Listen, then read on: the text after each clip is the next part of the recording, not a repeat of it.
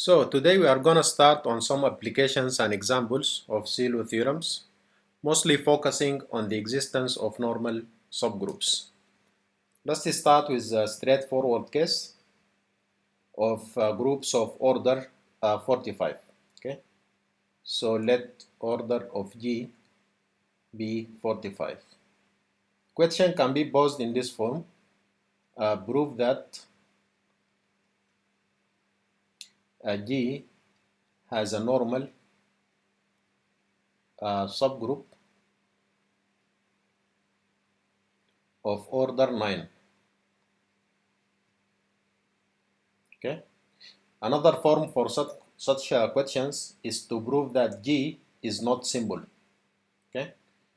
Remember that symbol groups are the groups that does not have any non-trivial normal subgroups. So what is a proof? We start with the order of G.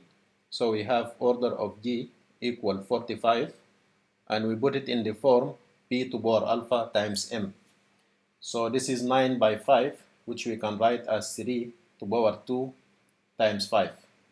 Okay, so this is our P to power alpha, and this is our M. Okay, now by Sylow's first theorem, there must exist a subgroup H of G of order 9, that is P to power alpha, and this subgroup is a Sylow 3 subgroup. Okay, now if we want to show that H is normal, then according to the result which we proved last time, we have to show that H is a unique Sylow 3 subgroup. In other words, we have to show that the number of Sylow 3 subgroups is only 1. Now by Sylow's third theorem, the number of Sylow 3 subgroups is n sub 3, which is congruent to 1 mod 3. So this is 1 plus 3k, where k is non-negative integer. At the same time, n sub 3 must divide m. So it must divide 5 here. And the only divisors of 5 are 1 and 5. So we just test for the different values of k whether it satisfies both conditions. Okay, so if k is 0, then n sub 3 is 1. Okay, so that's fine. But if k is 1, then n sub 3 becomes 4, and 4 does not divide 5. And if k is any value greater than 1, then n sub 3 cannot divide 5. So we conclude that n sub 3 equal 1. And this implies that H is a unique Sylow 3 subgroup. Okay, and this intense means that H is normal in G. Okay, so we prove that there exists a normal subgroup of G of order 9, which means that G is not simple. Okay, now we go to another example, not so straightforward. We take the case of groups of order 12. So let order of G equal 12. Okay, and the question is that prove that G is not a symbol. Okay, so we have to prove the existence of a non-trivial normal subgroup. Now we will see in this problem first that the straightforward application immediately fails to determine the existence of non-trivial normal subgroups. So let's try first. The order of G is 12, which is 4 by 3. We can write it as 2 to power 2 times 3. Okay, so we take this as P to power alpha, and we take this as M. Okay. Now, by Sylow's first theorem, there exists a subgroup H of G, and H is of order p to power alpha, that is 4. And this is a Sylow 2 subgroup. Okay. So the number of such subgroups is n sub 2, which is equal to 1 plus 2k. Okay. K non-negative, and n sub 2 must divide m, so it must divide 3, and this gives options for n sub 2 only as 1 and 3. So we test for the values of k. If k equals 0, then n sub 2 is 1, that's fine. But if k equals 1, then n sub 2 is 3. So we cannot be certain whether we have one Sylow 2 subgroup or 3 Sylow 2 subgroups. Okay. So the test fails here. Now we can try to take b to power alpha to be equal 3 and m to be equal 4. So we can write it as 3.4. So this p to power alpha, and this is m. Now we test again. So exist subgroup H of G such that order of H is 3, and this is a Sylow 3 subgroup. Okay. Now the number of such subgroups is n sub 3, which equal to 1 plus 3k. Okay.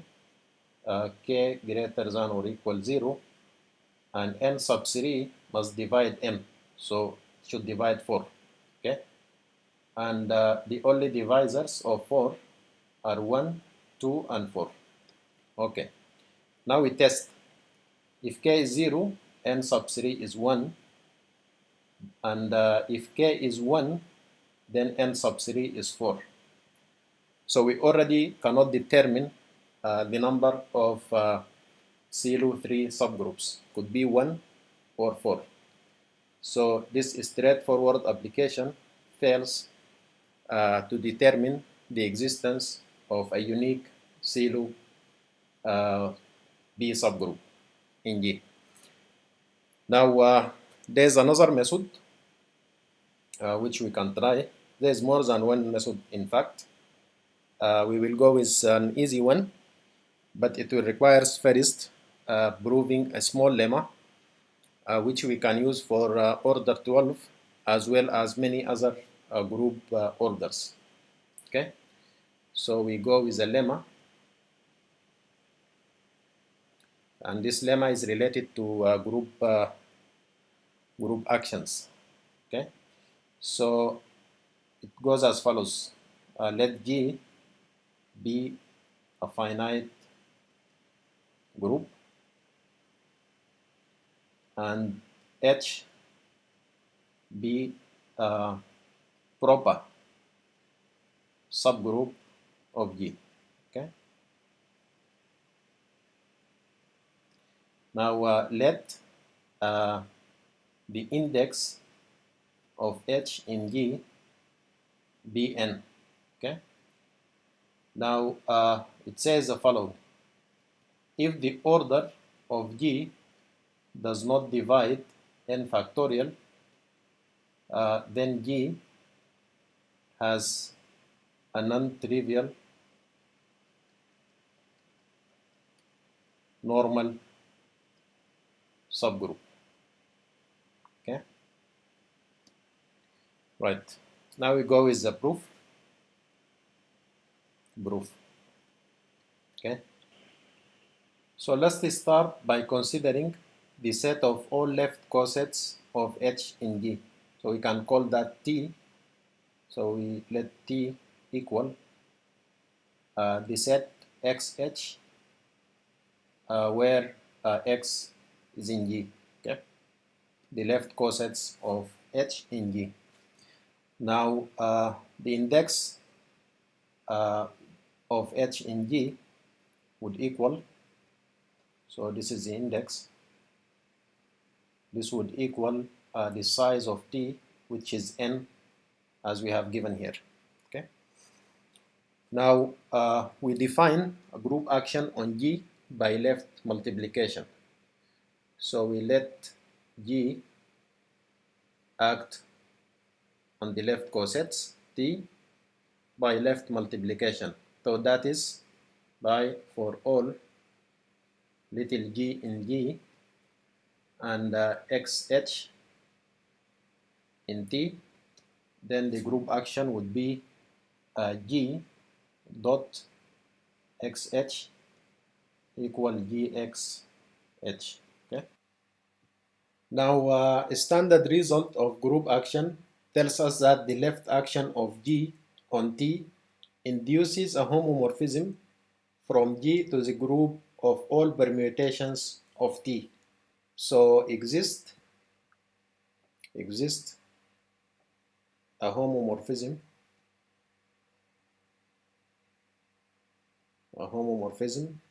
let's call it phi, and this from G to the group of all permutations on T. So let's call it A of T. Okay, the group of permutations on left cosets.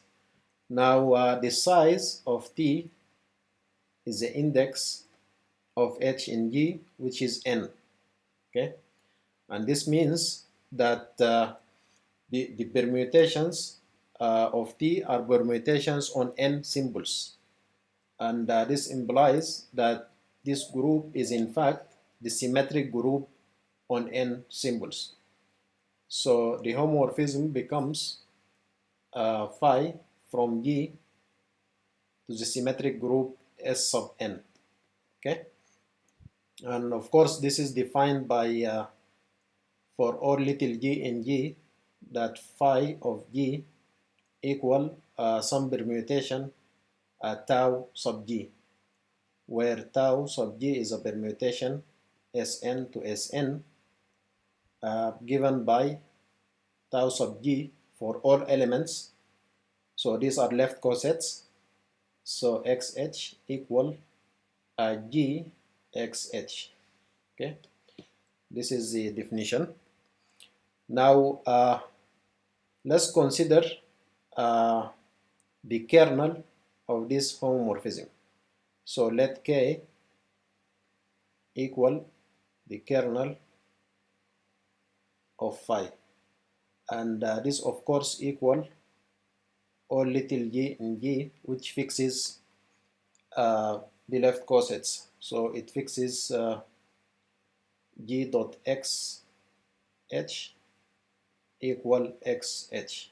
Okay, and this of course equal or little g in G such that G xh equal xh, which can easily be shown to be equal the intersection of all subgroups xh x inverse, where x is in G. Okay, this is just additional information. It's not required for this proof. Now by the first isomorphism theorem, we have the following. Okay, the kernel of phi, which we denoted by K, is a normal subgroup of G. Okay, and the quotient group G by the kernel is isomorphic to the image of G under phi, which in itself is a subgroup of Sn. Okay, so we already have a normal subgroup in G, and the only thing we need to show is that this is a non-trivial subgroup. So we want to show that K is not the subgroup of the identity, and also K is not the whole G. Okay, so we start from here. Now since phi of G, the order of phi of G divides the order of Sn, this implies the order of the quotient group divides the order of Sn. Okay. Now, what is the order of Sn? This is a symmetric group on n symbols. So this implies that this order is n factorial. Okay. Now we can write the order of G as follows. So G equal the order of K times the order of G mod K. And this is because this order equal the order of G over the order of K. Now, if we assume if K is the identity subgroup, this implies the order of K must be 1. Okay, and from here, this implies that G, the order of G equal the order of this quotient group. But by assumption, the order of G does not divide n factorial, right? The order of G does not divide n factorial, but the order of these quotients divides n factorial. So this is a contradiction, which implies that K cannot be the subgroup consisting of the identity. On the other hand, if K equal the whole G, this implies that all the elements of G are in the kernel, which says that for all little g in G, then G fixes the cosets, all cosets. So G dot xh equal xh. Okay, this is for all cosets, and in particular, if we take x as the identity, then this means that G h equal h, which says that G belong to H. So this means that the kernel K is a subgroup of H, okay, or at least contained in H. But H is a proper subgroup. H is a proper subgroup of G, okay, which means that the kernel cannot equal G, okay? It cannot be a proper subgroup of G and equal G in the same time, okay? So this proves, in conclusion, the kernel K is a non-trivial normal subgroup of G.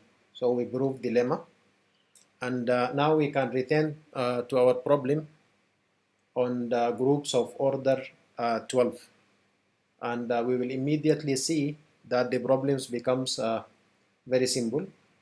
So again, let order of G equal 12 show that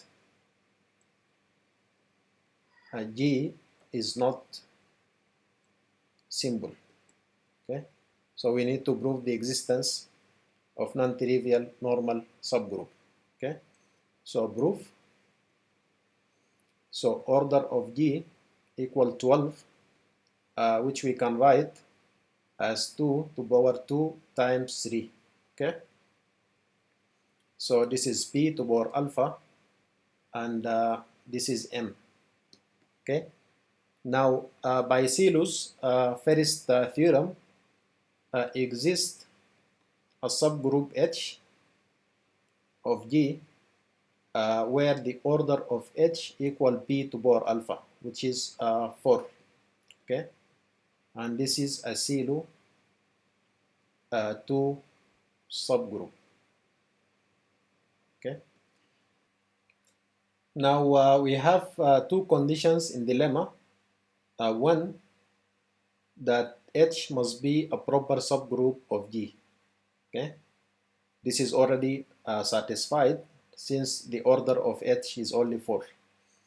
And the second, the order of G does not divide n factorial, where n is the index of h in G. So let's test the second condition.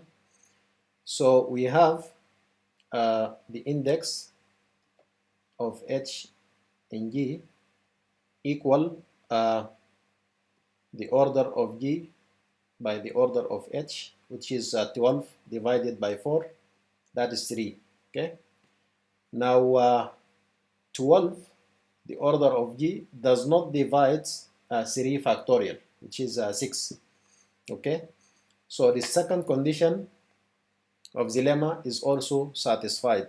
So this means we conclude by the lemma,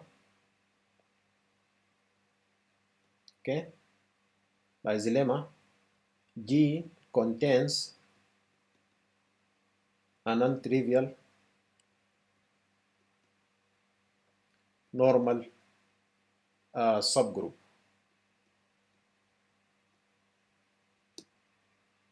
And this completes the proof for the case of groups G of order 12, that is G is not simple. Now if you notice, the index of h in G is always the number m here in the factorization of the group order. So we can in fact in many cases apply this lemma just by stating at the factorization of the group order. What I mean is that if you take the order of G to be p to power alpha times m, then you have a subgroup H of order b to power alpha, and H is a proper subgroup of G. Okay, so what is the index of H? The index of H in G is the order of G divided by the order of H, which equal m. Okay, so what we want to verify here is only the point that the order of G does not divide m factorial. Okay, so in that case G will contain a non-trivial normal subgroup. So if we take examples of this, let's for example take the order of G to be equal 24, and that would be 2 to power 3 times 3. Okay, so we have here, we look at the factorial of this number m. So 24 does not divide 3 factorial, which is 6. So this implies that G is not simple. Okay, and similarly we can take the case, for example, order of G is 36, and this would equal 3 to power 2, that's 9, times 4. Okay, but 36 does not divide 4 factorial, which is just 24. So G is not simple again. Okay, G is not simple. And we can take also, we have done also group of orders 45 with a different method, but we can take it here again. This would equal 3 to power 2 times 5. Okay, but 45 does not divide 5 factorial, which is 120. So again G is not simple. Or we can take, for example, G48, and that would be 2 to power 4, 16 by 3. Okay, so again 48 does not divide 3 factorial, so G is not simple. Now we can also easily deduct a special case from the lemma. So let's just make this as a theorem. So if order of G is in the form P to power n times Q, where P and Q are primes,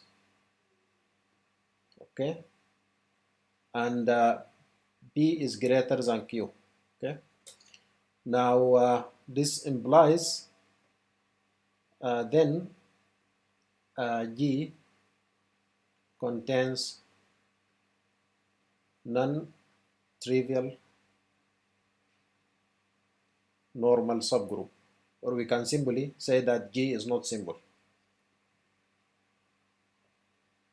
okay.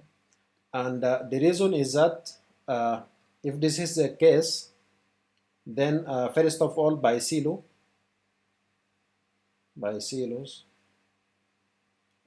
first theorem, exists a subgroup H of G such that the order of H is P to power n, okay. And this is of course a proper subgroup. Second, so H is proper. Second, we want to prove the second condition in the lemma, which says that the order of G does not divide the index, okay, the factorial of the index of H in G. So this is factorial. So what is the index? So in this case, the index of H in G equal order of H over order of G over order of H, which equal Q. So in short, we want to show that B to the power n times Q does not divide Q factorial, okay? Does not divide Q factorial. But we have a condition here that P is greater than Q, okay? This implies that P cannot divide Q factorial because B will not appear in the factorial of Q, okay? And this itself implies that P to the power n cannot divide Q factorial, okay? So again, B to the power n times Q cannot also divide Q factorial because this will be written as follows. So Q factorial will be Q times Q minus 1 times Q minus 2, and then we reach 1, and then you have here B to the power n times Q. So you have Q goes with Q, and then B to the power n of course cannot divide this product because B is greater than any term here in this product, okay. Now this implies by the lemma that G is not simple, okay. So this is a special case of the lemma. There are other cases, as we have seen, the groups, for example, of order 12, which is 2 to power 2 times 3. So in this case, we have P less than Q, but still the lemma is valid and true. But this is special case allows us to make quick tests for many group orders just by generating the orders in this form. So for example, if you take a group G of order 3 to power 2 times 2, so that is groups of orders 18. This automatically is not a simple group, okay. Now there are cases where the factorization can end up in the 3 primes, okay. So in this case we have even more than 2 options for the for the group H to be taken. So let's take the case of group G of order 42. Okay, so that is equal 6 by 7. So this means we can write the order G as 2 times 3 times 7.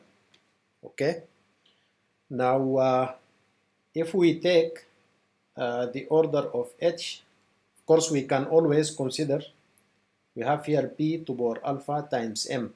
Okay, so if we take our B to be equal to, then we have here M will be 21. And we can also take B to be equal 3, then we have M 14 and so on. Okay, so if we take the case H, the order of H equal to, okay, so in that case the index, okay, so M would equal 21. Okay, now does G divides 21 factorial? The answer is yes. So order of G, which is 24, it does divides 21 factorial. Okay, simply because these numbers appears in the factorization, the factorial of 21.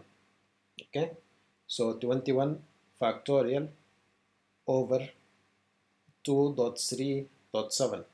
These three numbers appears here in this factorial, so it does divide it. So the theorem and the lemma cannot be applied here. Now if we take H to be equal 3, then in this case we have M equal 14. Okay, and again 42 divides 14 factorial. Okay, for the same reason as here. Okay, but it only works if we take H, the order of H equals 7. So in that case M, so the order equals 7, so we'll have M equal 6. And of course 42 cannot divide the 6 factorial. Okay, and this is easy, of course, because you have 6 factorial, and 42 is 2 times 3 times 7, so we already have 7, does not appear in this factorial. Okay, so this is a case where a quick test is not always possible.